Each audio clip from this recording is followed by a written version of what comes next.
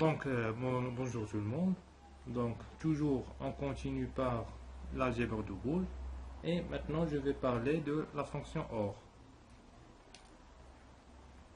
Donc, c'est la troisième règle associée à... Donc, ici, toujours avec l'algèbre de Boole.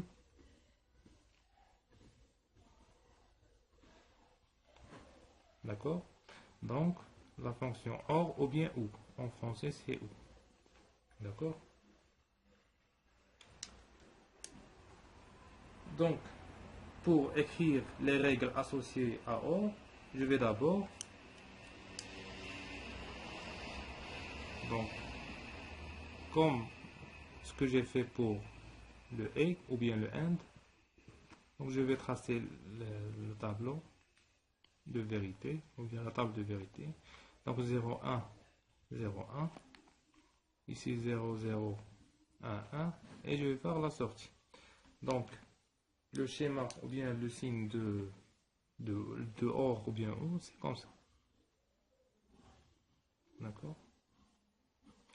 Ici A, les entrées, et ici c'est Y. Donc, ce schéma-là correspond à A or B, ou bien A ou B. D'accord? Donc ici Y est égal à A plus B. D'accord? Donc, rappel pour le AND, on a dit que il se schématise comme ça. Ici A, B, ici c'est la sortie. Y, c'est A et B. D'accord? Donc maintenant, on étudie le OR ou bien le OU. Y est égal à A plus B. Donc ça veut dire quoi le OU? Donc A OR B ou bien OB. Si l'un des deux est vrai ou bien les deux vrais, donc le résultat c'est égal à 1.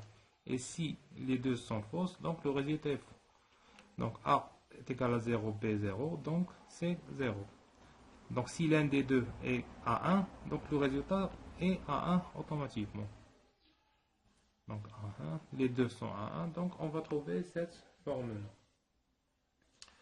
Donc les expressions ou bien les règles associées à OR, on a A plus A est égal à A.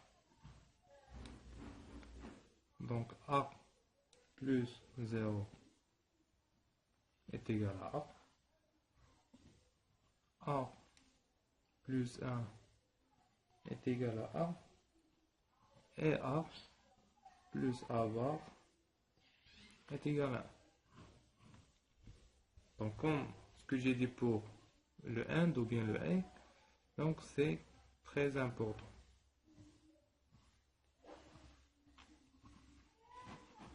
Donc ces propriétés sont utilisées pour simplifier les circuits logiques.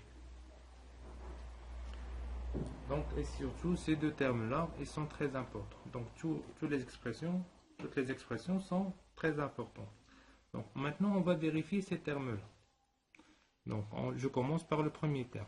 A plus A, on doit vérifier qu'il est égal à A. Donc si A est égal à 0. Donc qu'est-ce que je vais avoir?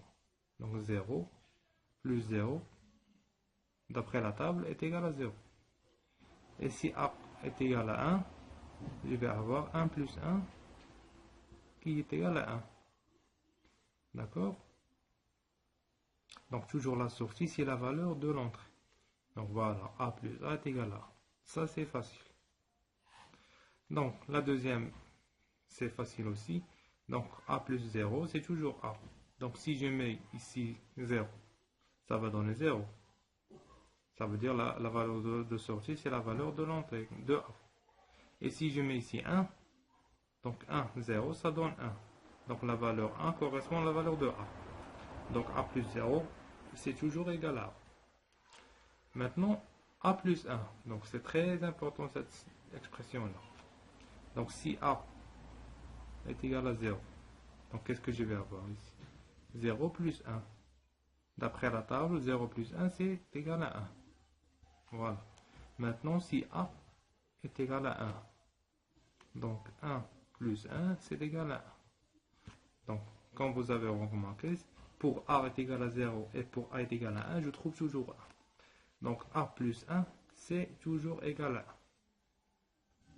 1. Donc cette fonction, cette expression est très importante. Pourquoi? Parce que ça permet de simplifier les expressions logiques.